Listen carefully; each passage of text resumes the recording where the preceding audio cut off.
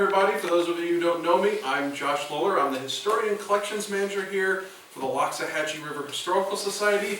We operate Jupiter Inlet Lighthouse and Museum. So the lighthouse, we are the caretakers for it. We do the tours to the lighthouse. We have our museum next door in this building, and we are trying to preserve all of Jupiter Tequesta area's history and natural history as well. And that includes our military history. Some stuff that may, in some cases, have been overlooked because at the time it was happening was a little secretive, and also just because sometimes things happen and people go, it's happening right now, it's not that important. And then later they go, oh, that was some history we should have saved. So we're going to talk about the Coast Guard here in the Jupiter and Hobe Sound area, including Jupiter Island. So our early days here, Jupiter Lighthouse was originally in the civilian lighthouse service. Up until 1939 it was civilian, then it merged with the Coast Guard. We had Jupiter Inlet Life Saving Station, again that was civilian at the time, separate uniform service from the lighthouse service.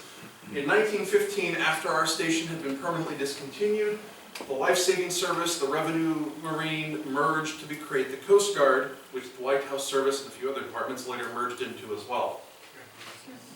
With the Coast Guard, we had a beach patrol here in World War I. They signed a surfman from one of the stations in South Florida up here with a motorcycle to patrol on Jupiter Island on his motorcycle. It didn't really work out too well.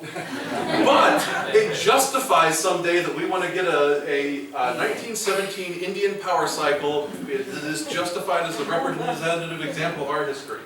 I've got one if you're interested. Lake Worth Lifeboat Station, aka Peanut Island, Coast Guard Station Riviera Beach, or Rivera, depending on what part of the locals you're. They were established in 1936 on Peanut Island. It was originally a lifeboat station, which is still there. Part of a Depression-era style that was built in Fort Pierce and Fort Lauderdale and New Smyrna Beach. And a lot of those stations are being phased out by the Coast Guard, and hopefully appropriate local agencies can work with the Coast Guard and have them be preserved as maritime museums. They've actually moved off Peanut Island, they're now on the mainland. So to bring us into Jupiter and the Coast Guard proper, this is a view from the top of the lighthouse in 1941. The Coast Guard sent their photographers around to take photos of these new light stations they're someone in charge of. We have the radio beacon building with the radio antenna still next to it. This was transmitting Morse code letter J, and ships could take a bearing on this transmission. This was a responsibility of the lighthouse keepers, including tending the light.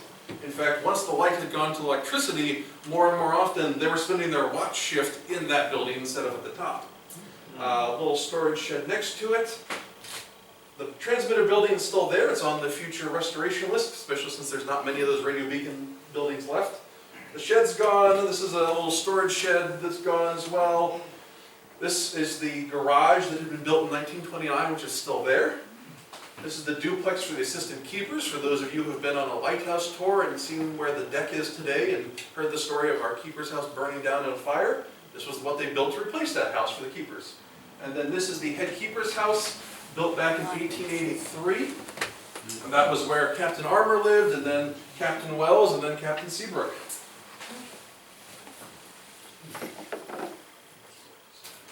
World War II rolls around, and a few weeks after Pearl Harbor, they assign a whole batch of extra group of Coast Guardsmen here to keep a 24-hour watch from the top of the lighthouse. They did this at quite a few lighthouses around the country, especially the taller ones. And we were fortunate, about a decade ago, one of the people who had been here came and visited and went, oh, I've got good news, I have photos of when I was here. So we have.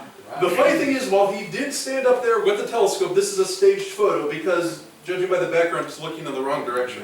Might be trying to spot a date in town, you know. So there was about a dozen of them, 6 to 8 of them at a time here, usually with a separate non-commissioned officer in charge of them underneath the lighthouse keepers. They were not keepers, all their duty was to keep watch. The keepers still had all their duties, keeping the light, which was dimmed but still active, taking care of the radio beacon, and just take care of the lighthouse. But just because the war's on doesn't mean you can skip about maintenance. All 3 of our keepers chose to enlist in 1941 into the Coast Guard. Some keepers stayed on as civilians, some of them decided they wanted nothing to do with the Coast Guard and retired, but all three of ours decided to join up. Same gentleman, he was also in the beach patrol. After about a year and a half of the war, they had established a horseback patrol along pretty much the entire Florida coast. And they had about 200 barracks and horse stables around the coast that these guys were stationed at, plus small lookout towers spaced out along the coast. We know there are 3 on Jupiter Island, we don't know exactly where. 3 of them between Jupiter and Lake Worth Inlet, again, we don't know exactly where. These would have been very short, maybe like 10 feet tall with a little one room at the top. So they were easy to tear down and after the war was over and easy to throw up in the first place. And these were separate from some of the civilian watchtowers that are a little better known, such as Hobe Sound Beach had a large civilian watchtower, which was a separate operation with civilian air patrol and other civilian volunteers. But they're riding their horses at night on the beach and making sure that there aren't saboteurs landing, that there's not any suspicious activity out there. This was a very large operation. This may not have been a war-winning operation by any means because there was very little German activity trying to get ashore by this time. But they didn't know that at the time. So the Juneau Surf Cottages was the Juneau station number 20. Hobe Sound had number 19. And that was 75 to 100 people at the peak of the war per station. Multiply that by 200 stations from Jacksonville around the coast of Pensacola. That's a lot of people, upwards of 10,000, possibly 20,000 at the peak. All these guys were Coast Guard reservists, people who were exempt from the draft for one reason or another, but who could join up to serve locally. And that's how Judy's father got involved and then eventually got transferred from the beach patrol to fill in at the light station for a while. This is Captain Seabrook here in his Chief Bosun's Mate uniform. And then one of his dogs with a group of guys. So we've never been able to conclusively identify these guys other than knowing this was a World War II photo. What's tricky is the Navy and the Coast Guard had pretty much identical uniforms at the time for their basic guys. This guy's got the little chevron on the sleeve that indicates he's in the Coast Guard. The guy with the dog doesn't have that, and it's hard to tell for sure for the other guys. So they could be from the Navy radio station that was here, which is why this building's here. But what's really interesting is through finding out more about our keepers, I've been able to find out who this guy is. He's the Bosun's Mate Second Class by the silver insignia. There was one Bosun's Mate Second Class station at this station from the Coast Guard during the entire war. A guy named Jack Peebles who came in near the end of the war, who came from the wonderfully named town of Flippin, Georgia. That it's up there with Florida, Florida. Is that next to off? No, it's in Alabama. Oh, that's. So, most of you have probably, from visiting here, have at some point heard of Station J. We talk about Station J, we've got the historical marker talking about Station J. This building was built for Station J. It was the evolution of our naval radio station that started in 1905. And during World War II, they're tracking German submarine communications, they're intercepting diplomatic traffic out of South America. And then in July of 1945, for the longest time we knew they shut down Station J, the Navy was done. Except they didn't. The Navy handed this radio station over to the U.S. Coast Guard because they decided it was silly for both the Coast Guard and the Navy to both have separate radio stations. And it should be the Coast Guard should handle all of this stuff. And one of the reasons we were able to figure this out is this typewriter sitting right here. When I started my job here, there was a typewriter sitting in the archives office with a note on it that said, this is from a guy named Otto Freitag who's passed away, and he was in charge of the lighthouse and wrote his reports on this typewriter. And when I had the time, I said, well, number one, we need to get some appropriate paperwork so that we own this free and clear for our collection. But hopefully I can find out about Mr. Freitag. And doing some more research, I couldn't find any reference to him at the lighthouse, so it was very mystifying. And finally got a hold of the right people who donated the typewriter, who forwarded me to, oh, you should talk to someone else about this. And I talked to this lady who said, well, I'm still going through the stuff from his estate. I'm the executor. Let me get back to you. Time goes by. And it's been almost a year, and I get a phone call, and she says, I have some stuff for you from Mr. Freitag. And I go over to meet her in Fort Myers to pick up the stuff, and it's an entire plastic tub of everything from his service record, the flight log of the seaplanes that he flew for fun when he was here, his photo album of about 160 photos he took here at Jupiter, some of them very mundane, like this photo of his dog, but some of them very important. And then since I knew that then there were people here, that the Coast Guard was here, that this station was going on, I was able to find their muster rolls. So we have all 102 people that were at this station.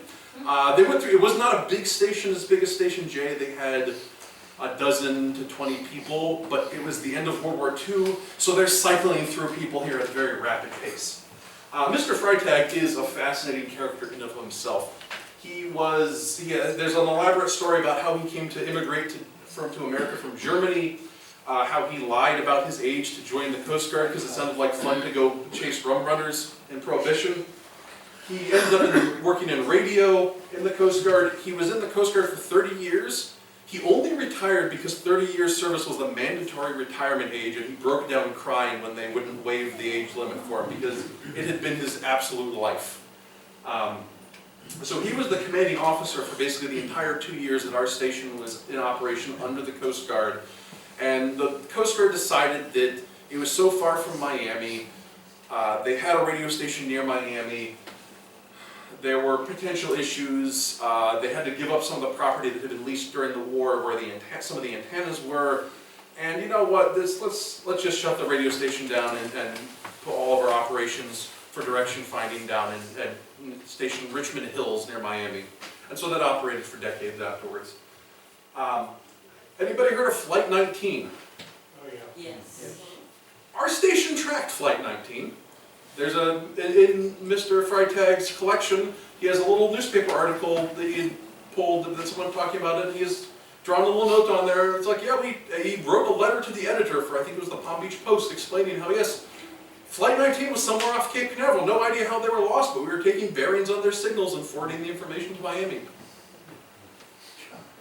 And that's one of the purposes, when you're not tracking German submarines when it's peacetime, you can go, oh, there was a distress signal. The signal cut out before they could say where they were. Well, we have a bearing on where they were. Now we know where to direct the search planes. So this is a view, this is Mr. Freitag and his wife. This is a view of the station from the top of the lighthouse.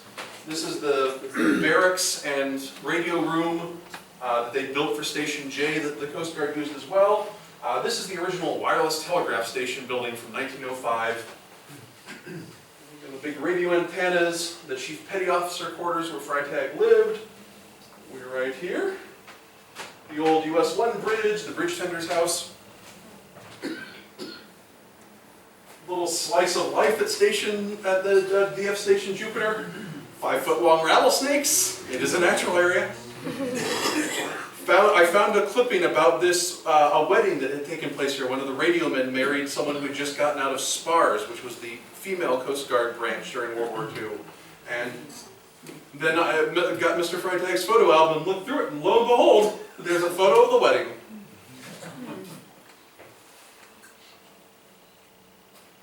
Here's one of the most important photos in the entire 160 photos in his album.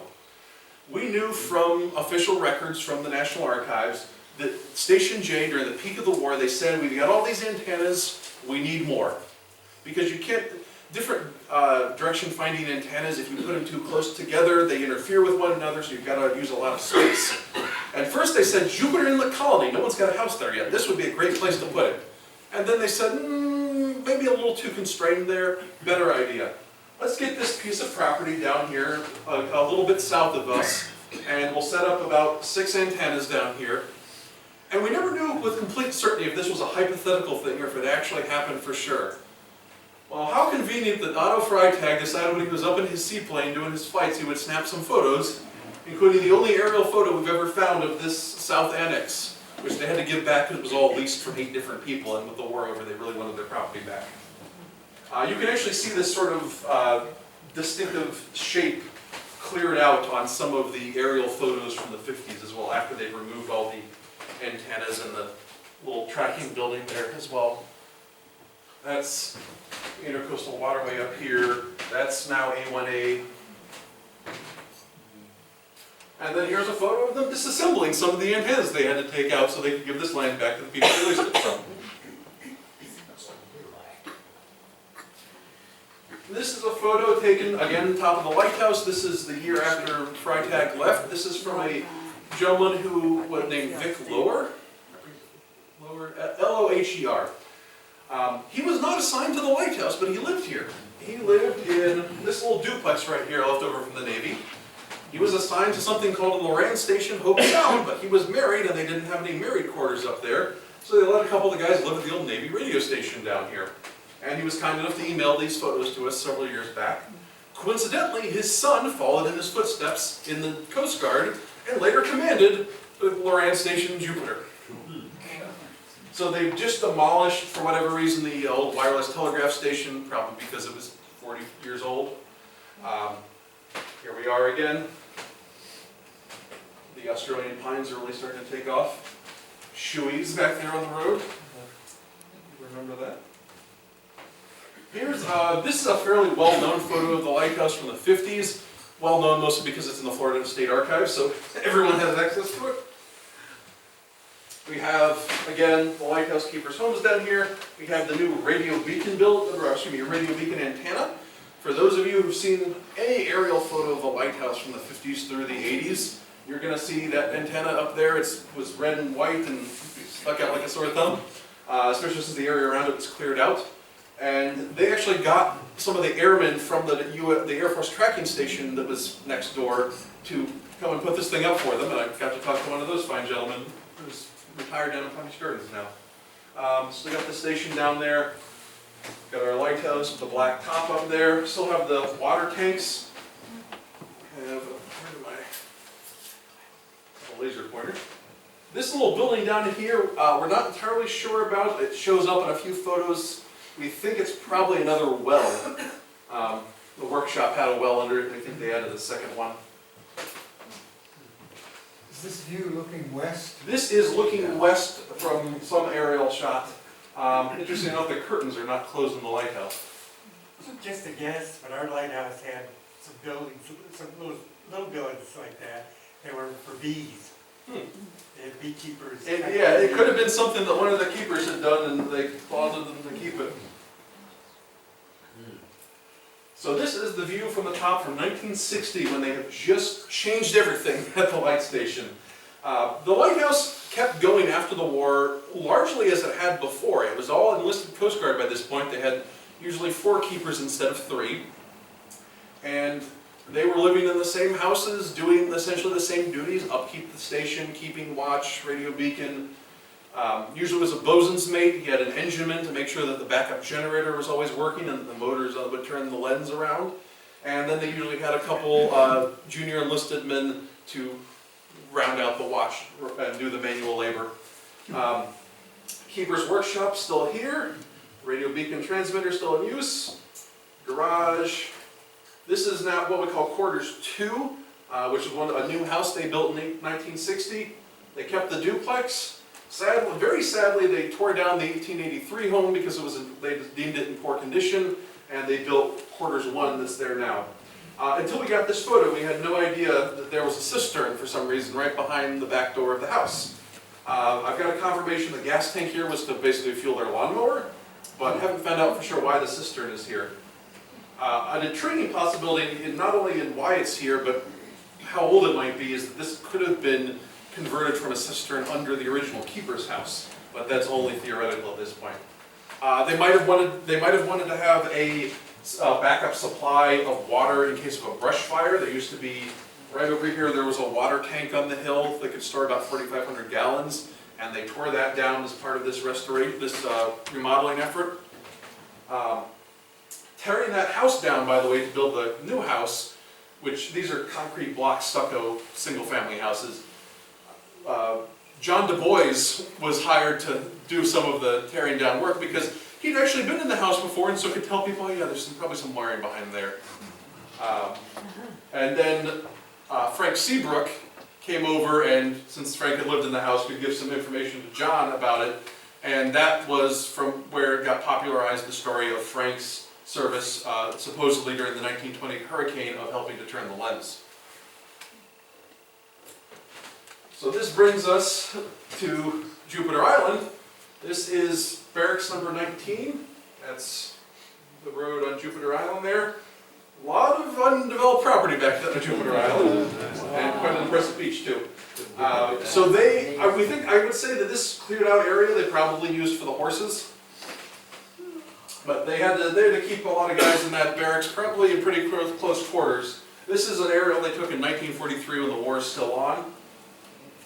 Sadly, we haven't found any photos of the watchtowers or anything like that. Question? We're on Jupiter Island, is that? I will get to that. Oh, so That was such a good question that I made sure to include it in the presentation. So this is a view looking northwest on Jupiter Island. This is what's Google Maps calls Lake Francis. Here's the intercoastal, that's Peck's Lake. There's the barracks. Again, there's a lot of undeveloped real estate back then. This is 1950, so you got the barracks there. Up here is the Loran station that we'll get to in a moment, where the actual antennas and transmitters are. Hobe Sound Beach should be just off the map down here. One of the difficulties is the only thing that I found that describes the relative location of the two gives a mileage distance that doesn't mathematically work.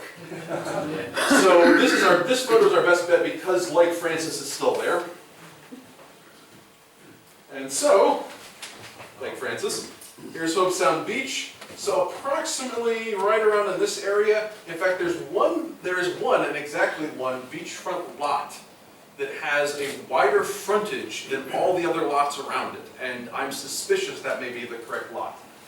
Probably would have to dig back into the property appraiser records in the Stewart Courthouse to find out for sure. This big stretch of beach, that's the only beachfront that's not developed, is the Loran transmitter site. And then here's Hobe Sound National Wildlife Refuge entrance now.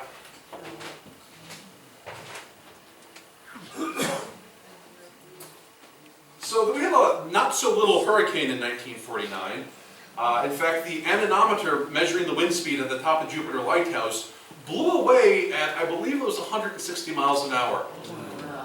So, the Quonset hut that was housing the transmitter for Loran Station Hobe Sound on the beach was peeled back like a lousy can, and I feel like this is the most obvious statement ever.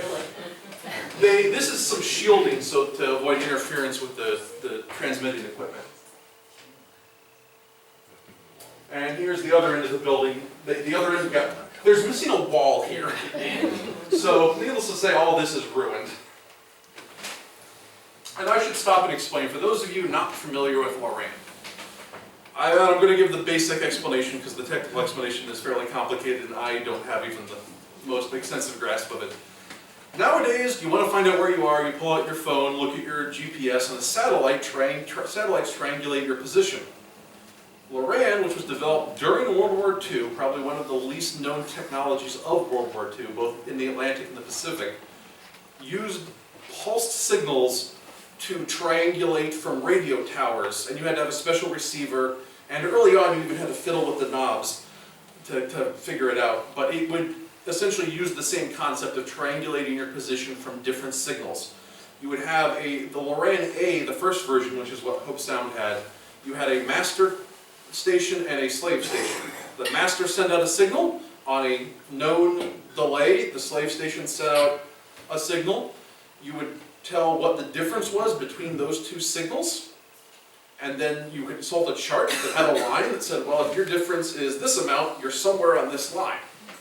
Then you had to consult, you would tune into a different frequency and do the same thing with another pair of stations, which would then give you a cross bearing, so you have two lines, and where those two lines intersect is where you are. Did I get that reasonably right, Bob? You did. Thank you, sir. I've learned a few things. Those signals were just above the AM broadcast band. So if you were listening to AM and you got up in at 1700, they picked up a buzzing sound. Here is probably, this is probably the last photo at least I know of Loran Station, Hobe Sound. They had been fighting with this beach erosion from day one, and they put in some breakwater here, but sadly, this is a copy of a photo that someone, Coast Guardsman sent me. But they've replaced all the Quonset huts with permanent structures, concrete block stucco.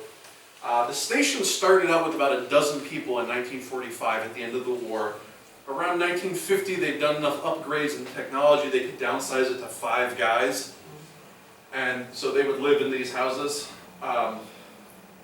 There were some, like here's one of the antennas, there were a couple more antennas, and the antennas for Loran A were very small. It looks like an oversized telephone pole almost.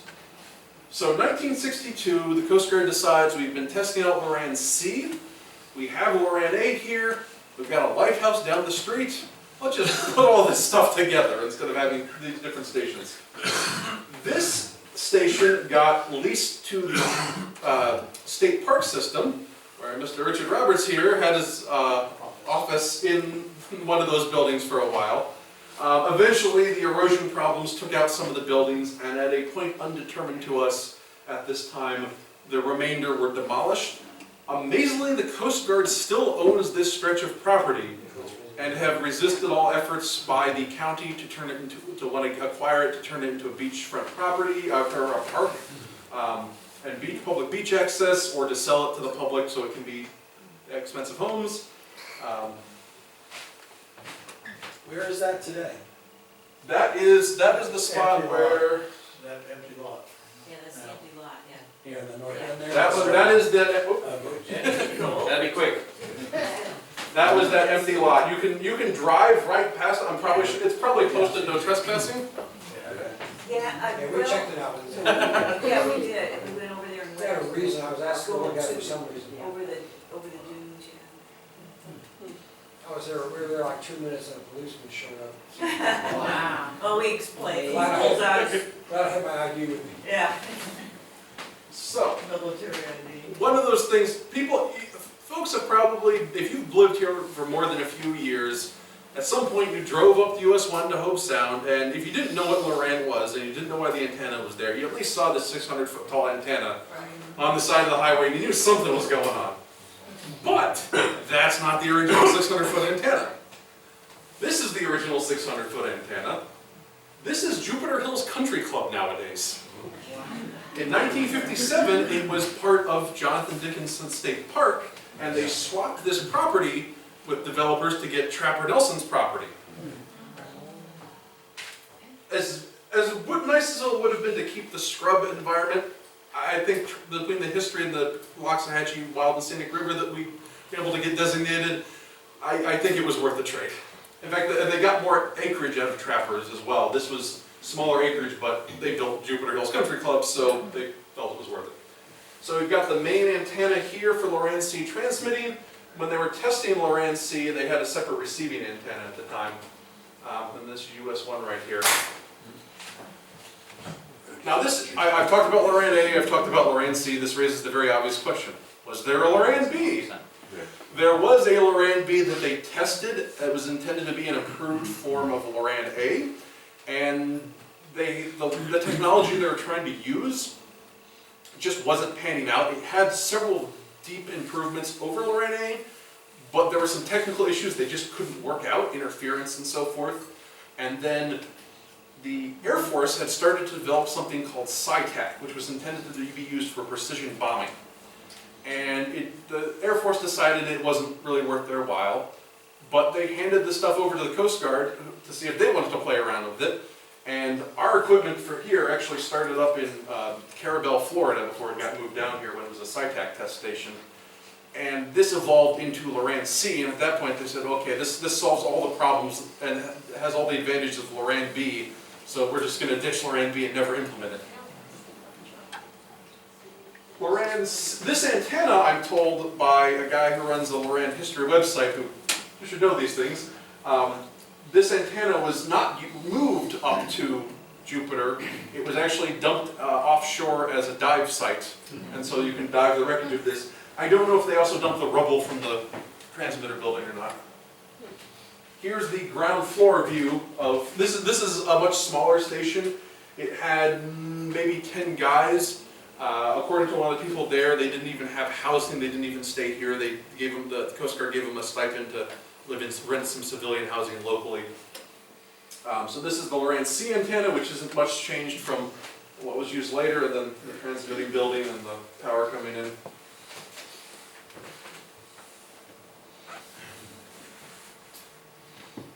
This is the permanent Loran station. Loran Station Jupiter, even though it was located in Hobe Sound. An A and C station. This is looking north. We've got US 1 here. This is the bridge over the railroad. That's the FEC Railroad, Jupiter Island. That's now the Hobe Sound Nature Center. Back then it was a hotel. This is the Loran C 625 foot tall antenna. The transmitter building for Loran C. This is the power signal building, which is the timers for the Loran C and the timers and transmitters for Loran A. The two antennas over here are Loran A. The new expanded station was a double slave station for, so Hobe Sound and then this station were paired with a master station at Folly Island, South Carolina near Charleston. And then we also became a secondary slave for a master station in San Salvador. And for anybody wondering about that terminology, I did not invent the terminology of talking about master and slave stations. That is the terminology they used, and it is used in a lot of electronics terminology. So, and then over here you have the barracks building. Unfortunately, I can't see it real. There we go. Got it right there. These oh, and I'll show some more photos of them. These buildings are now used by the State Park Service. They've used some housing in the old barracks building appropriately, and then offices and garages here. That's the district office, and then right there, you got it now, and then back there is still part of district office, but that's where the volunteers are, and then one residence there. And there, you can kind of see here, there are a lot of guide wires on this thing. That, if you ever look at a Google map, it is this huge circle from the remains of Old Dixie Highway almost to US 1, because you don't want your 625 foot tall antenna to fall over under any circumstances. And they were smart, I've been told. They would design the antenna specifically that if the whole system failed for any reason, it was designed specifically so that it would collapse straight down. And that land is owned by the Park Service. Yeah, this was part of Jonathan Dickinson State Park. It was leased to the Coast Guard. Now that the Coast Guard is done with it, it's completely back to there. And they've actually started doing some restoration slowly on this endangered scrub habitat. Let it go back. Here is the cafeteria at the barracks. It's apparently Christmas. Remember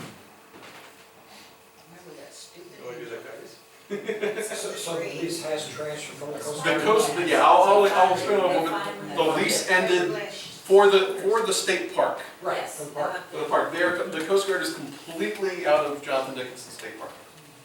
Been out of the lease Although for a long time. it's got the signs on it still. Yes, they haven't taken- Yeah, I mean, Well, since they don't have a gate there, they probably want Yeah. to discourage people. yeah. This is the power signal building, which is still there. A lot of it's still very similar. Like I got to go into the garage here with a guy who had served at the station. The state park was kind enough to accommodate us and come let us look around, take photos. Still a garage. It's still a garage. You can see the slab where the old generator was in there. Yeah. That was there until just And recently. it was hot in there. Yeah. And this was originally a flat roof building that's now got a slanted roof on top of it. And this is super durable concrete block construction. They knew this was a hurricane area. They wanted this to survive anything. They've used it for hurricane shelters. They need to be able to run it during the hurricane if that happened. This is inside the control room. I'm not going to try to explain what all this equipment does, but the simple thing of it is the key part of the Loran station was a bunch of electronics technicians, ETs, which is a petty officer rank of the Coast Guard, and their job was to make sure that both Loran signals were always going out at the frequency they were supposed to, on the timing they were supposed to, and if anything went wrong, or there was any variance or a failure of anything, you had to fix that immediately. Our station, I'm told, was especially important because it was providing guidance for stuff up at Cape Canaveral. How far did those signals travel? Could you use it in Europe? Not from our station. Loran A was, I think, a couple hundred miles, 250 maybe? more at night. And overboard. And more at night and more over water, which was really the purpose of these anyway, was over water navigation. Loran C was much farther distance, but you're looking at probably capping out at maybe 1,000 miles, I think. And a difference with the Loran C, the Loran C stations weren't paired. We were part of a whole chain on the East Coast, and the idea with Loran C, by using a chain, you don't have to pick up one pair, figure it out, pick up another pair, figure it out. You could just get all these different signals from several different stations and would all do it once for you. In fact, I think by the 80s or so, the Loran receivers had advanced enough that with Loran C, they could do all the calculations for you and tell you where you were. Loran C was also more accurate than Loran A in addition to better distance, but still not as accurate as GPS. That's true. And they also had to monitor other Loran signals to make sure everybody else was going out okay. This is a little bit blurry and dark, but this is inside the garage, and this was one of the more fascinating pieces of technology here, something called a no-break generator. It is this massive, and like this is the size of a car and then some, that had a flywheel that was constantly going. And the idea was it was set up so that if the power failed, this generator would kick on in like a matter of seconds, so that there was absolutely minimal technologically possible interruption to the Loran signal.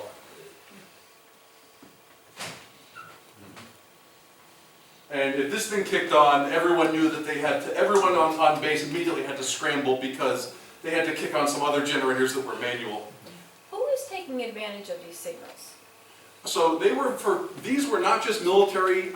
Loran, you could get a civilian receiver, mostly boaters, but airplanes could use them. Early on, like World War II era, Loran was just too bulky for anything other than maybe a large bomber or cargo plane. Later on, as the receiver technology improved, and especially once you got past having to use vacuum tubes, then you could have Loran on much smaller vehicles. You could use it for a GPS, I suppose, but as a substitute before we had GPS, but it would be less efficient over land. It didn't work over land because of the frequency. And the other was, you were less than a mile, but it wasn't that much less than a mile in terms of accuracy. It would be useful, particularly useful if you were lost in the desert. We have Loran station down there. Where's that thing? This is the base of the Loran C transmitting building, which the antenna is gone now, but that building is there more or less the same. When they downsized the station from 25 guys to 5 guys, they added a second building that's on the end over here, so that they had the transmitter building on one end and the timer and generators and everything. They had to climb that tower. Yeah. There were aircraft warning lights up at the top. This guy lives at Jupiter, by the way. He was kind enough to bring in some slides for me to stand. They had to climb up there, and the tower was live. Oh, wow. In a worst case scenario, they could cut it off for a couple seconds for them to hop on board, but usually they would go up on top of the building, and then they would put something that was non-conductive like a board, or they would just jump onto the tower. Then they would hook up a safety harness. But they're climbing this thing when it's energized, so they had to be very careful. And you had to pass a test. They would take people up there, experienced guys and inexperienced guys, and some of them, they thought they could handle it, and they couldn't. And it's like, okay, you're not climbing the Loran Tower anymore. But then you had to go up there to inspect things, to change things that were burnt out. And this thing needless to say, they went up there in good weather, but this thing got struck by lightning all the time. If you think the lighthouse is a lightning rod, and the stories the guys tell of, this gets hit by lightning and every lamppost in the area just glows. And one time they had a sustained strike. It was just such a big target that they had like a 30-second sustained strike that just blew out everything. Needless to say, I'm sure the Coast Guard had a panic attack when that happened because they were off the air for a couple hours.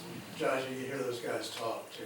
They're way up in the tower and you think they're right beside you. Their voice would carry and it's just like, really confusing.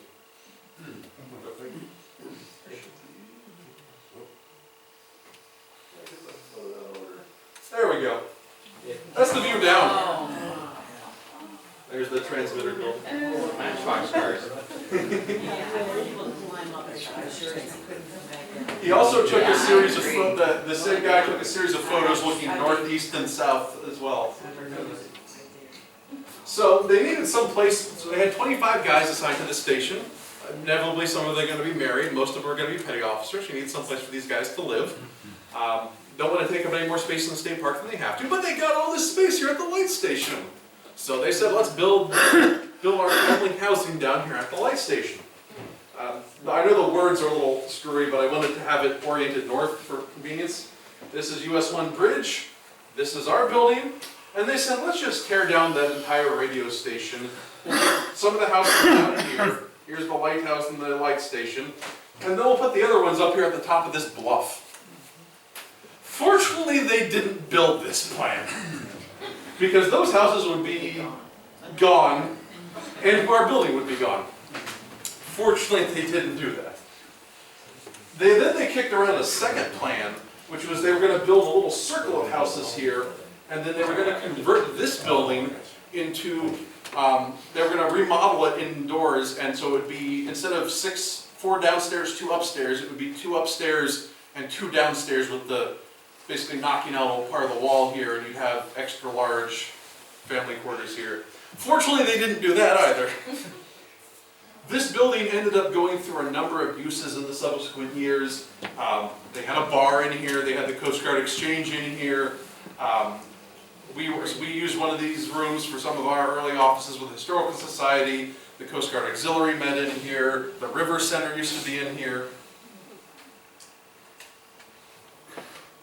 And then here's the housing construction. You're looking from the top of the lighthouse. They've been turning in some more supplies. This is one of the old tracking station buildings. They had an antenna inside of there.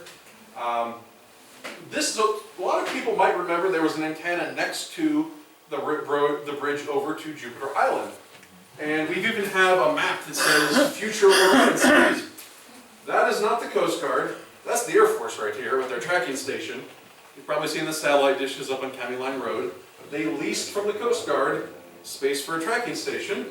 And then they needed something to guide, they used a version of LORAN called LORAC, Long Range Communications instead of Long Range Navigation. But that was the guidance system for the Pershing missile tests. So we had that, which has now been, that area's been restored a bit. But they're building the row of houses here. The parabolic dune that the lighthouse sits on actually curved right here, and they sort of bulldozed it off like a big table to build the houses. There are 8 houses up here with a 9th by the water for the commanding officer. Generally, the first house at the top of the hill that's now the BLM's site office was the executive officer's house, and then the rest of these houses varied depending on who was married, because it really, unless you were the commanding officer or maybe the XO, you didn't get family quarters unless you were married. In fact, if you got divorced, they would kick you out of the quarters. And they would send you to a new assignment, or they would have you go live up the barracks with the other bachelor guys.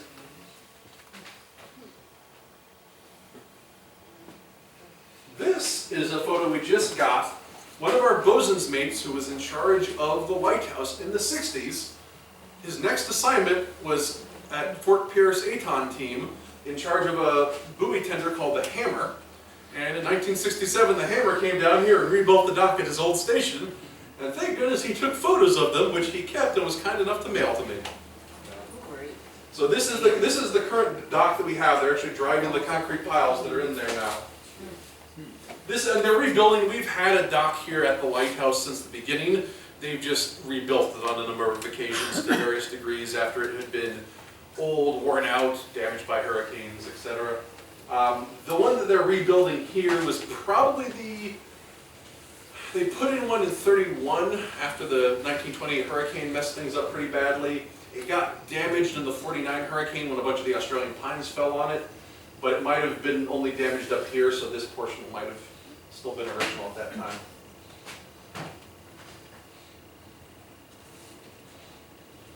Here is a lady who is still part of our organization, Ethel Gravitt. Oh, wow. 1973, dedicating the Oil House Museum. So this guy is the chief of ATON for Miami 7th District. This gentleman is one of the more important Coast Guard commanders in our history, Richard Harvey. He came down here and he looked at the state of the station when he arrived in 1972, and he was kind of disappointed. His predecessor, he felt, had been so laser focused on making sure he was doing his job with the Loran, he kind of let the rest of the station suffer. It was looking a little run down, there was junk, it needed repainting, the lighthouse had been a little neglected.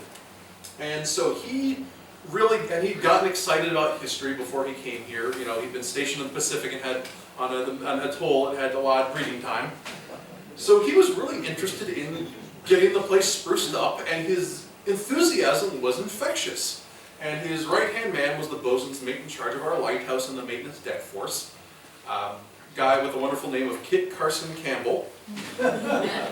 And the two of them were a dynamic duo to get this place spruced up, and they were happy to partner with the Historical Society to remodel the oil house into our first museum. They repainted the lighthouse. They spruced up the grounds, they got the junk out of there, they had to fence it in, they were having too many people wandering onto the site. But they got the garden club involved, and so it was a great time for a couple of years there. So all this work they did, and not just their morale boosting and enthusiasm for the station and its history, but working with civilian organizations, got them nominated, and they won a George Washington Freedoms Foundation Award in 1974. So this is Lieutenant Harvey again. This is the ceremony under our big ficus tree, and that's Bosun's mate Campbell receiving his award. And in the foreground, we have the greatest comb over I've ever seen. Comb over. That's cold. Very. I would be.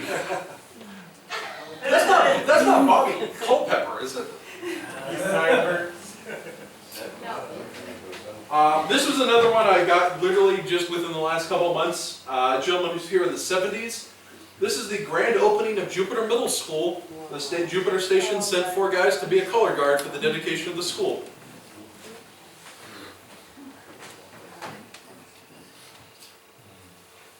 This is the lighthouse in 1977. Most people remember the fire engine red era. Most people don't remember the chalky red era. That was in between. So when they repainted it in the early 70s, they went to the chalky red. And then in 1985 is when they went to the fire engine red. So if someone ever said, man, that fire engine red was there forever, it was there for about 14 years. And I got a great story from someone. You notice it's not black at the top anymore, it's black at the bottom. Why did they do that? We were perplexed for so long. I have it from the mouth of a guy who was in the Coast Guard here, that this paint, it didn't just look chalky, it actually was chalky to the touch. And they were having problems getting paint on people's hands and getting on everything. And their solution, rather than repainting the tower or putting some kind of extra red or different paint on the bottom, is they got permission to just put some different kind of black paint around the bottom that would solve this problem. And so that stuck around until we repainted in 99, 2000 and went back to the classic scheme. This is the keeper's workshop. We've got a fire safety locker out here. At this period of time, the Coast Guard used this for their maintenance office. Up until 1966, the lighthouse was its own separate operation. Even after the Loran Station started, for 4 years, the bosun's mate was a subunit. He technically reported to the lieutenant in charge of the Loran Station, but otherwise he was in his own world doing his own thing. And then in '66, they completely integrated the 2 stations together. So there are people assigned, the bosun's mates I've talked to, they said, yeah, I was in charge of the lighthouse, that was my #1 responsibility. I just had other stuff I had to do with the station. So, as a boatswain's mate, you had to teach, maritime law to junior enlisted men. He was in charge of the maintenance team.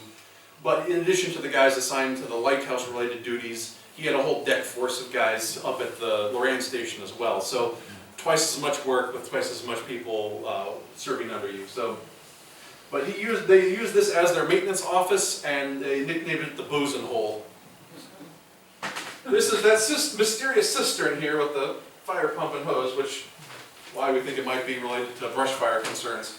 There was at least one issue in I think the 70s, maybe the early 80s, where they had some kind of brush fire here that threatened the light station. I don't have much details on that. There was a much better known incident in 1971 when Jonathan Dickinson State Park tried to burn down. And the Loran guys were on a 24-hour duty, basically on a 24-hour cycle, where you'd be on duty for your normal duty for 8 hours, and then you would be fighting the fire until you were ready to pass out. And then they'd let you go 8 hours of sleep and then go back and do it all over again. The quote that I got from one of the guys who was here at the time is a wonderful quote. He said, "We were confident we could stop the fire at US 1. Then we were confident we could stop the fire at the Intercoastal. But by gosh darn it, we stopped the fire at the Atlantic Ocean and saved Europe." The station made it out okay up there with the transmitting. They managed to stay on the air the whole time. But the park was a bit of a charred. We moved people out at that time, all staff. They actually packed up everybody's belongings in vans and pulled it out of there. So. For about a week, I think it was the cover story of the Stuart News, just like 5 to 7 straight days. We just stayed for about 3 days. They borrowed Army trucks. One guy had the bright idea to rig up a sprayer on the back of the Army truck for water. They were trying to get as ingenuitive as they could to fight this fire. Well, that was a canopy fire, and so the fire went from, you didn't have to go to the ground, it went off so that's why it was so hard to fight. The same thing happened in Ocala, and it was burned 30,000 acres in California, and well, that's scrub in a different community, but burned in 24 hours, so it's one of the fastest moving fires and one of the nastiest ones we have. This is the radio beacon transmitter building. Part of the furnishing, sprucing things up under Harvey, they added the nautical flags here, the maritime flags that spell out Juliet, which is the military phonetic alphabet for J, which is the signal that Jupiter transmitted. And you might think we transmitted J because it's Jupiter. That's actually, we were early on, and they probably picked it as a, well, we gotta pick a letter, and we don't have many of these, so we'll go with that. But they tried to just have every different station had a letter, which frequently had nothing to do with what the name of the station was. We might have got lucky because we were early on, but it might be a coincidence.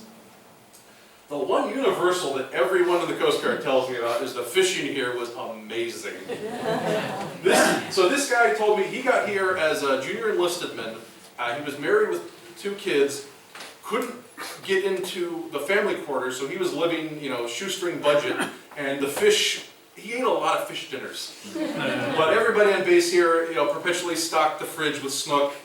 I talked to a guy who came down here in the 50s to visit. He went, I was here for 2 weeks, I didn't leave the station, there wasn't much in town to see at the time, but the fishing was so good, I just spent the time on the dock, catching fish, watching ladies go by on boats. I had a guy who was here for a Coast Guard event, and he went up to me and said, can I go down to the dock at the point? Oh, it's not there anymore. Oh man, but the fishing was so good. Another story was, they had a lot of cooks in the Coast Guard who were Filipino, and this one guy was a really determined fisherman, and one time he didn't have any of his normal fishing gear when he saw a really big fish, and he's like, that's gonna be great for dinner. But he's got his one of his chef's knives on him. Dives off the dock, grabs the fish, sticks it, comes out there with dinner. Well, you had to, you put it on the menu. So we were mysteriously trying to figure out the eventual demise of that duplex that was located down there between quarters 1 and 2 that had been built in 1929, used by the assistant keepers. What became of it and exactly when? I found a passing mention that it was torn down in '79. We didn't know for sure when or who or why. Unfortunately, I've been able to contact 2 Coast Guardsmen that were here, including the gentleman who hitched the side of the building to his tractor and bolted down. He admits he misjudged things a little bit on the distance, so he gives it a good hard yank with the tractor, and down comes the wall. Right on top of them. And it's that silent movie moment when you realize you're in the window of a wall that just fell over top of you, and some of it's in front of you and some of it's behind you, and you were very lucky that day. And he decided at that moment that the staff had done enough work and it was time for everyone to take a beer break. Or 2. But the crew worked so hard on getting this demolished that they actually got commendations from the base commander for working long hours to get it torn down, and then they drug all the asbestos and the lead paint and the wood behind and burned it. So environmental controls back then a little fuzzier. Yeah. But they said the building was in poor shape and also had rattlesnakes living under it all the time. Keeps you on your toes. So for those of you who have ever heard that the lighthouse was striped like a candy cane or that it was white, you're not hallucinating. It was just not very long. Oh, wow.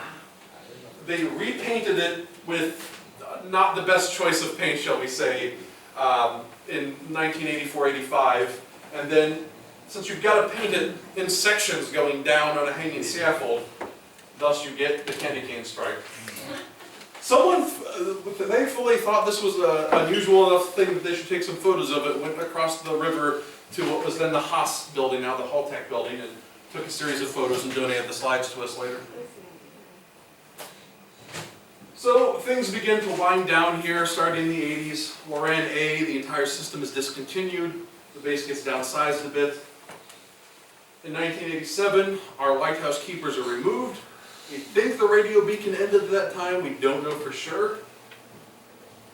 And later that year, the Loran Station C converted from vacuum tube technology to solid state technology. And now suddenly they could go home at the end of the day and not have to have so many guys working all this stuff. So they went down from 20 plus people to 5 people. They didn't need the barracks and the power signal building anymore, so that's how it came to be under the park. 1994, our organization signed a lease with the Coast Guard to take care of the lighthouse and start doing tours. 2010, the entire Loran network is discontinued. The tower is initially left up. The warning light for airplanes keeps failing. So in 2014, they disassembled the tower, and it's gone now. After the Loran Station was downsized, the Coast Guard was not wanting to waste the houses here. Coast Guard Station Lake Worth came back into the picture, and a few other guys had been living up here as this Loran Station had started downsizing. And they took over the entire housing here, and were filling it mostly with their people, but a few people also from Coast Guard Station Fort Pierce. One of the guys was really smart. He was the commanding officer of the Lake Worth Rescue Station, and then he managed to get Fort Pierce for his next duty station, so he didn't have to move. Josh, Yes. are you able to take a picture of that and send it to me for the Guardian? Yeah, we'll work something out. This is our last lighthouse keeper, Mitchell Oakland. I think he's actually living in Stewart and worked for a while as a Martin County Sheriff's deputy, but my efforts to contact him have been unsuccessful. So if anybody knows, What's the name? William Mitchell Oakland. William Mitchell Oakland. I better write that down. So if anybody can find this guy and get him in touch Maybe with me. people would watch in Stewart and at the sheriff's department, and they might know. They might And I think he might live in, oh, I'm blanking on the name of it. I'm blanking on the name of the subdivision. But, the other gentleman, Larry LaFlamme, who is the chief warrant officer in charge of the Loran Station, unfortunately I found he is deceased. For the longest time I couldn't find anything about him, and then I found out Larry's his nickname and his actually Lawrence LaFlamme. I've been shocked how the mortality rate of Coast Guardsmen assigned here, and part of it is, I believe, people dealing, especially the Loran guys, Loran guys have a very high cancer rate, unfortunately, because they're dealing with improperly shielded vacuum tube technology, so there's a lot of electronics radiation they end up being exposed to, which wasn't really appreciated at the time, and then a lot of them started getting cancer later, and suddenly they started figuring out the cause. Unfortunately, some of them who also served in places in the Pacific, especially Southeast Asia, got exposed to Agent Orange, so they have cancer and Parkinson's and death from that. Some of them, like some of the Lighthouse guys, I don't know, maybe some of the conditions on some of those Coast Guard cutters weren't necessarily so safe. My dad was a lifer with the Coast Guard, 36 years, and he was proud of the 8 years in icebreakers. He never talked about being connected with the lighthouse because he was sort of, saying ashamed, but he thought he belonged on ships. You know? He was proud of the ships. He wasn't proud of being keeper of the light. But that raises an important point, is that most people think of the Coast Guard as the people who go out and rescue you when your boat breaks down, or go look for lost boaters with their helicopters. Besides lighthouses and the Loran here in the United States, Loran was in Europe. Loran was in these islands that are dots on the map in the Pacific. They are in remote Alaska. They are on icebreakers. They're on weather patrol. The Coast Guard was far away from the continental United States coast, and that's something that a lot of people don't realize, and want to make sure you're aware. So in 2013, the Coast Guard realized it's kind of silly that we're keeping this station just for family housing. Loran is gone. The lighthouse has been more or less out of their hands with our lease. We have an ongoing process of transfer from the Coast Guard to the Bureau of Land Management as the property owner. Our Historical Society will continue to do the same things essentially as the BLM comes more into the picture that we've done with the Coast Guard. On that note, I would like, if Jamie would like to say a few things about our support the Coast Guard has given us during her many years here as our... Well, we think that this year the transfer will take place from the Coast Guard to the Department of Interior. And when you think about it, it's a very significant year, and it's very moving to think that the Coast Guard has been such an integral part of this site since 1939. So we're really proud of our partnership with the Coast Guard. They've told us that we are, let's say, in the 7th, but I've heard it from some people out of the 7th District, their finest lighthouse in the fleet. I have 2 Admiral's coins. Josh, I have to give you one after tonight. And beautiful letters of how grateful they are to us taking off that responsibility off their shoulders and doing such a good job with the lighthouse and the optic. But, you know, for our sake, even though it was tricky living in the same place with them and running tours through their family base, they've just been outstanding partners, and we've learned a lot, and we've all grown a lot by being associated with them. I really am. It'll be a sad thing.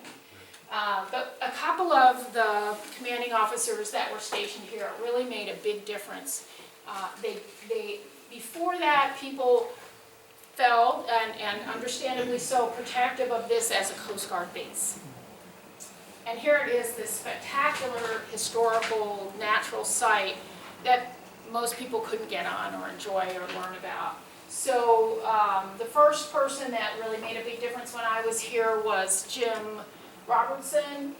He was the commanding officer, and he got it that really more people needed to come here and enjoy it and learn and all that. And he did a lot to help us expand our lease so that we could have the Tyndall House and have the pathways and take people on walks and have more people here and have more hours, more days, and more different activities. He was essential. And Jim Mullinix, who started, you know, did a 180 and just so embraced and participated and volunteered, and his wife volunteered, and they really helped us move this along.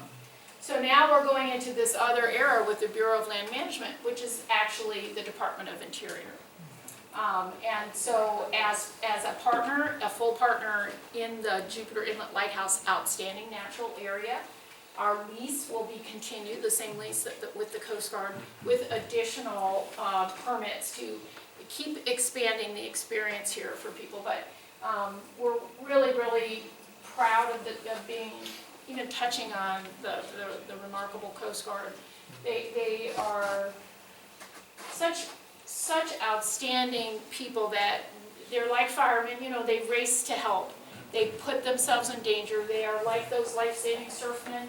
They continue in that tradition, and they have a lot to do, and they don't, I feel, have the right budget. So if you're ever talking to your representatives, I suggest you say, where are you on the budget for the Coast Guard? Because while we're sending military men all over the world to supposedly protect our borders, the front line, all along, and we're here on this edge, is the Coast Guard.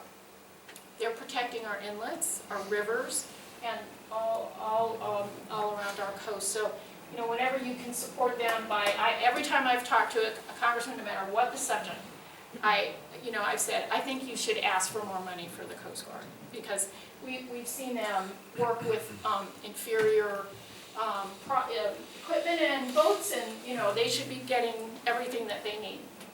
That's just my personal take on this whole experience. But we are looking forward to doing more and more for the public here, and we will certainly make sure that we tell the story of the Coast Guard here to people that are interested in that. And actually, our ultimate goal is to have, you can see it's a little cramped here. Josh was going to say this, maybe I cut you off here. Yeah, beat me to it. But our vision is to have a real museum and a real building, a big community center here. With an auditorium. With an auditorium, and turning this into a military museum. Because we've had so much incredible military history here. We need more room for it, and what better place than in a Merry Men's housing quarters. So, the other thing I wanted to say, I just happened to think, that there's a section of our brick pathway, most of you I can tell are familiar with it. There is a section that we call the Patriot section, where you can have a brick for yourself or someone in your family with the insignia of the Coast Guard on it, or any other service. Any military bridge, even Merchant Marines as well. And Merchant Marines, yeah. So, and of course, we hope you're all members. And to elaborate a little bit on the budget issues with the Coast Guard, this is not any kind of new issue. To name two examples, I've read a letter from the commander here of the station in the 60s, who was writing to his parents and had to apologize for writing to them in pencil. The station was so cut down on budget, he couldn't afford a pen. And then in the 70s, the same gentleman who pulled down the duplex, prior to that, he'd been there here for one of the hurricanes, and said that afterwards they didn't have power tools to cut up all the trees that were knocked down, so they had to use cross-cut saws. And as he put it, it's nothing so funny to a farm boy as watching city boys trying to work cross-cut. Josh. Josh, you got a couple of questions. You mentioned before about, I think, Flight 19. Yes. Could you expand upon this? Some people weren't aware of So that. for those not familiar with Flight 19, late in 1945, there was a training flight out of Fort Lauderdale of TBM Avenger torpedo bombers. And they became disoriented and lost during the flight and never made it back and have never been found. There are a variety of theories, from the mundane to the not so mundane. Bermuda Triangle, they are one of the deep legends of the Bermuda Triangle. Disagreement about what happened and where they ended up. But it's one of those great South Florida mysteries. It was a beautiful clear day. But that's right. I did mention they disassembled the tower with a helicopter, no less. So I've been able to find a whole lot of amazing stuff through the National Archives, the Coast Guard Historian's Office, reaching out to veterans who, I'm happy to say that pretty much every veteran I've reached out to is very happy to know that they love, oh man, you brought back so many great memories about being at Jupiter, it was such a wonderful place to be stationed, but also, I'm really happy to know that someone out there cares what I did in the Coast Guard, especially some of these guys that were in 20, 25, 30 years, to know that, yeah, they weren't in a war, they never fired a shot in anger at anybody in defense of the country, but they still had an important career serving the country, and to know that someone out there cares is touching to a lot of them. We have the log books for the Coast Guard, which sadly we still don't have our civilian Coast Guard logs. They're not in the National Archives. So we have the Coast Guard civilian logs for the lighthouse from 46 through 70, which was the basis for starting an almost complete list of our Coast Guard keepers up to that point. Through Loran History Network and the Loran Jupiter Veterans Facebook group, I've been able to gather a lot of names of people who were at Jupiter and Hope Sound. I would say we have about roughly 50% of them are known. We were able to find the muster rolls for the beach patrol, so once I get all that transcribed and tabulated, we'll have a complete list of Hope Sound and Juneau for the whole war. We have all of our lighthouse lookouts names.